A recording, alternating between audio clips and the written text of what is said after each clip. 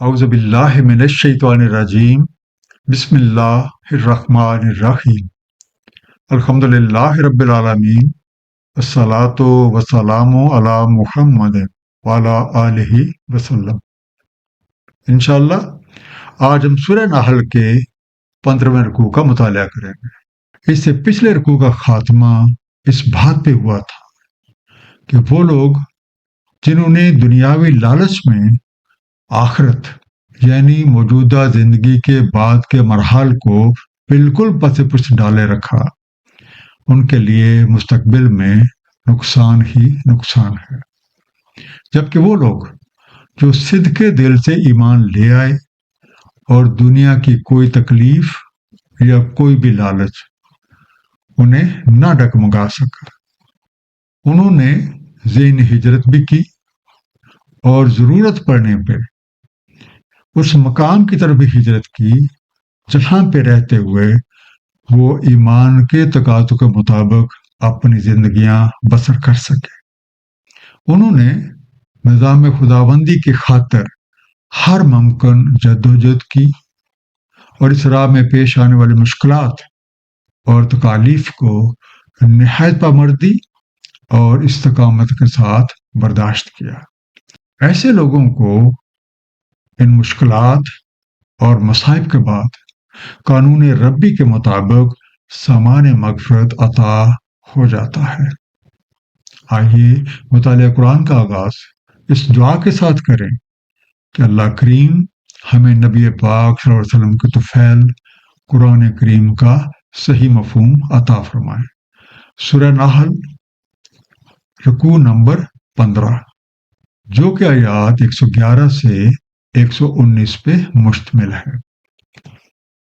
بسم اللہ الرحمن الرحیم۔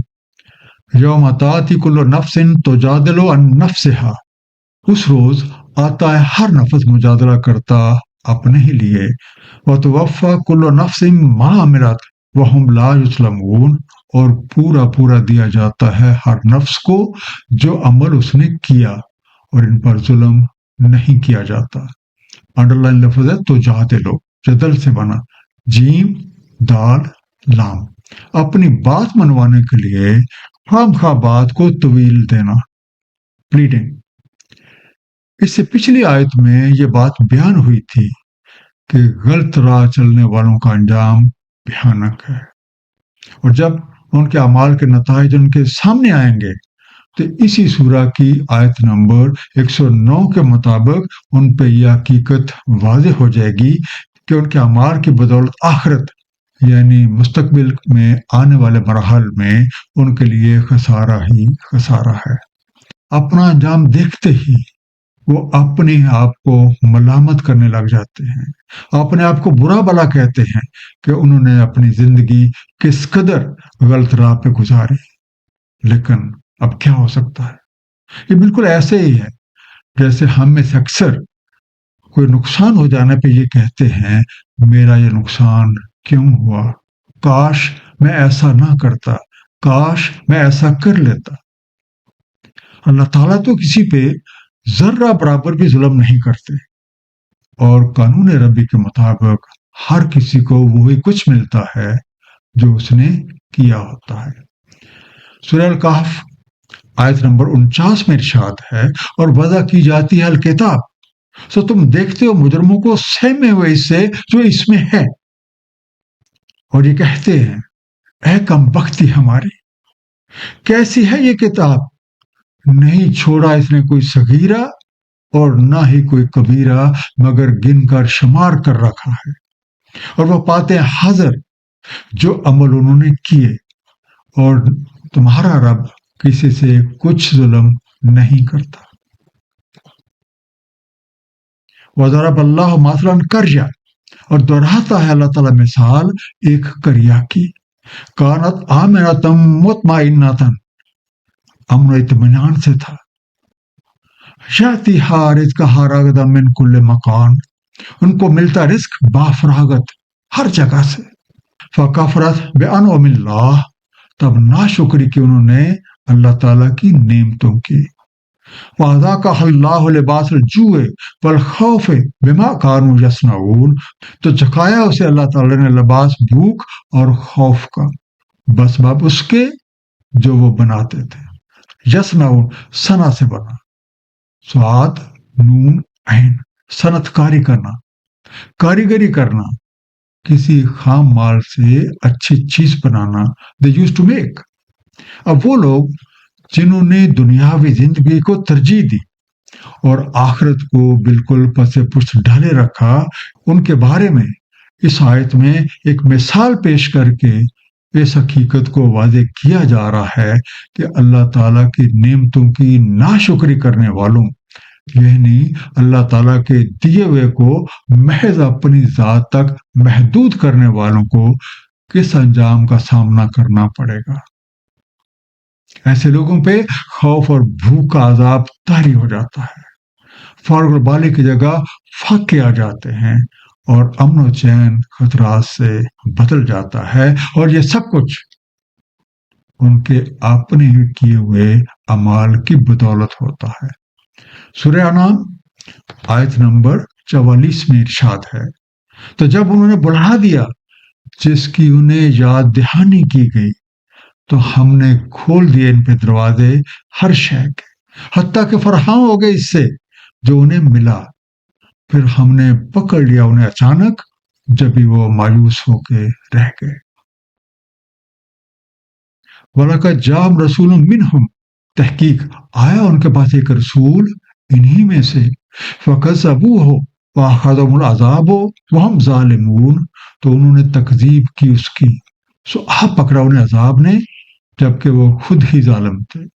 فَكُلُوا مِمَّا رَزَقَكُمُ اللَّهُ حَلَالًا طَيِّبًا، بس کھاؤ اس میں سے جو رزق تمہیں دیا اللہ تعالیٰ نے حلال طیب. وَاشْكُرُوا نِعْمَتَ اللَّهِ إِن كُنتُمْ إِيَّاهُ تَعْبُدُونَ، اور شکر ادا کرو اللہ تعالیٰ کی نعمت کا اگر تم صرف اسی کی بندگی کرنے والے ہو. فَكَذَّبُوهُ، کذب سے بنا، کاف زال بے، اور کذب سے مراد ہوتا ہے جانتے بوجھتے جھوٹ بولنا، خلاف حقیقت بیان کرنا یا ظاہر کرنا. So they denied him. ان لوگوں کے پاس انہی میں سے ایک رسول آیا جس نے انہیں بتایا کہ انہیں جو کچھ بھی ملا ہوا ہے یہ اللہ تعالیٰ کی طرف سے ہے، اور اب انہیں جو پکڑ ہوئی ہے اس کی وجہ ان کے اپنے اعمال ہیں.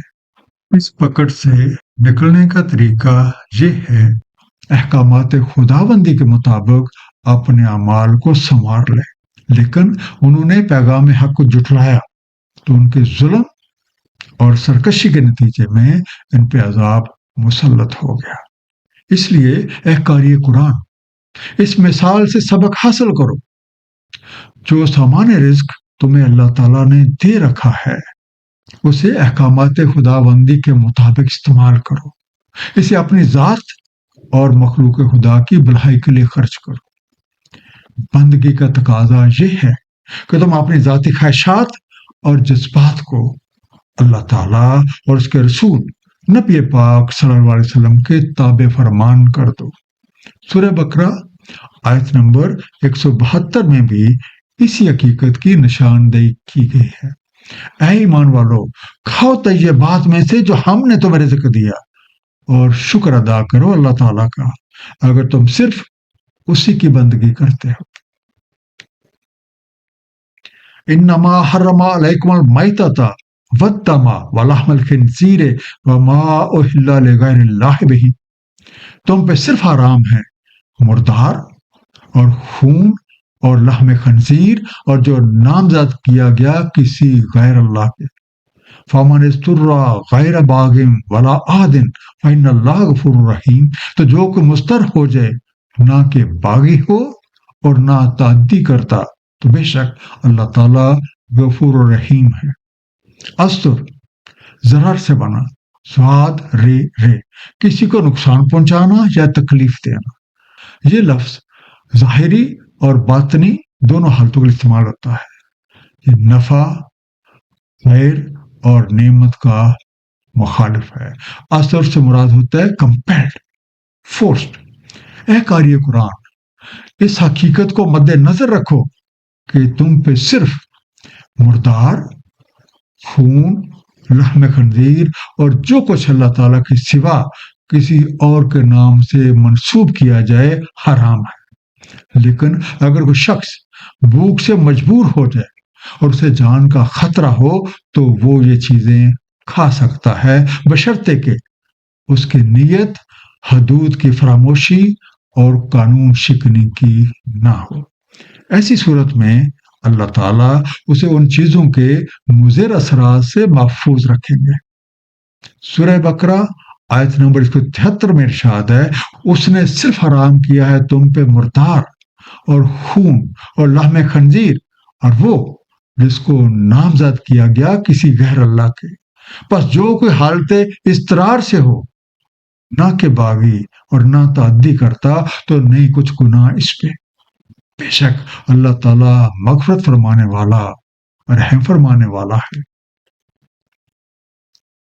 وَلَا تَقُولُوا لِمَا تَصِفُ أَلْسِنَتُكُمُ الْكَذِبَ، اور مت کہو جو تم نے توصیف کیا ہے اپنی زبانوں سے جھوٹا، ھذا حلال وھذا حرام لتفتروا علی اللہ الکذب، یہ حلال ہے اور یہ حرام ہے تاکہ تم اللہ تعالیٰ پہ جھوٹا افطرا کرو۔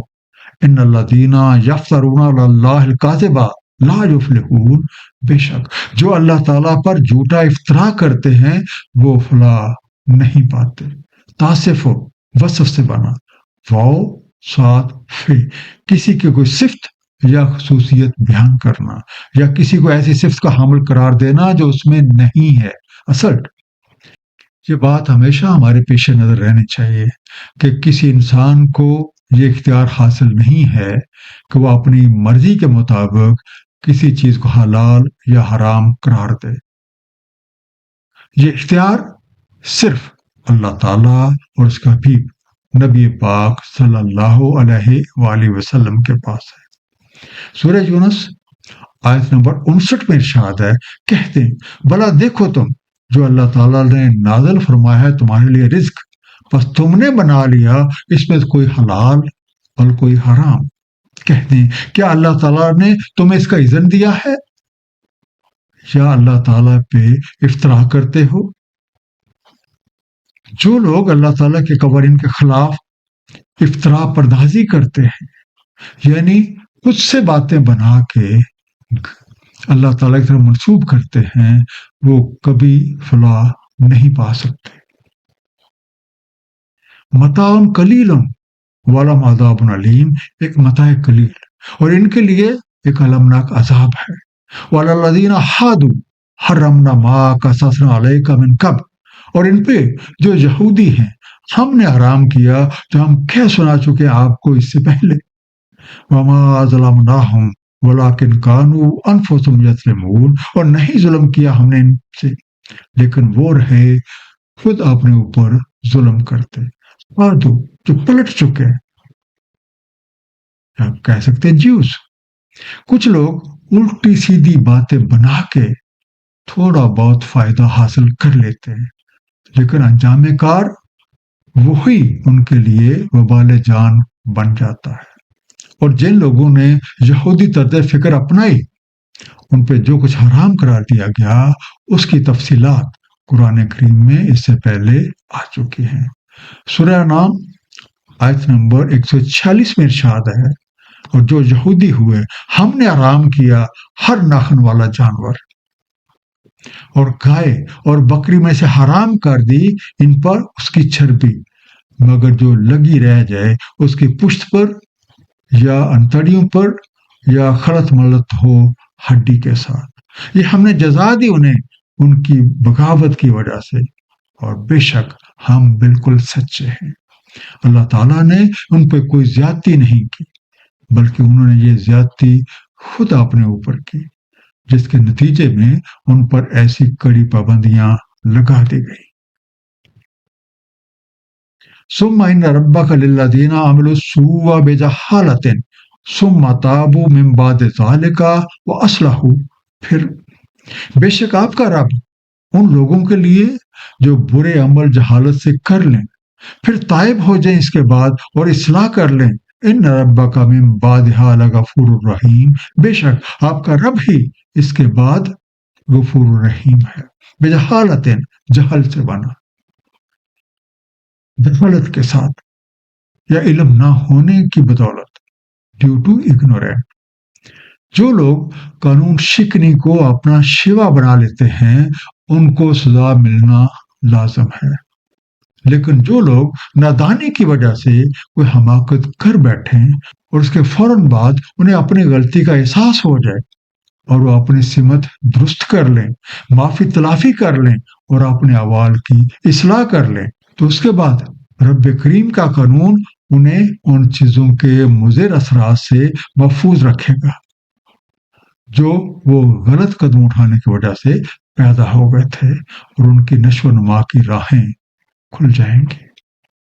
سورہ مائدہ آیت نمبر 139 میں ارشاد ہے، پس جو تائب ہو جائے اپنے ظلم کرنے کے بعد اور اصلاح کر لے تو بے شک اللہ تعالیٰ توجہ فرماتا ہے اس پہ، بے شک اللہ تعالیٰ تو غفور رحیم ہے. ایک مختصر سا خلاصہ اس رکوع کا، اللہ تعالیٰ کی نعمتوں کی ناشکری کرنے والوں پر خوف اور بھوک کا عذاب طاری ہو جاتا ہے. فارغبالی کی جگہ فاقے اور امن و چین خطرات سے بدل جاتا ہے، اور یہ سب کچھ اپنے ہی کیے کا نتیجہ ہوتا ہے. پیغام حق یہ ہے کہ اللہ تعالیٰ کے دیے ہوئے کو اسی کے مقرر کردہ اصولوں کے مطابق اپنی ذات اور مخلوق خدا کی بھلائی کے لیے خرچ کیا جائے، کیونکہ ذاتی خواہشات اور جذبات کو اللہ تعالیٰ اور اس کا حبیب نبی پاک صلی اللہ علیہ وآلہ وسلم کے تابع فرمان کرنے کا نام ہی بندگی ہے. کسی چیز کو حلال یا حرام قرار دینے کا اختیار اللہ تعالیٰ اور اس کا حبیب نبی پاک صلی اللہ علیہ وآلہ وسلم کے پاس ہے.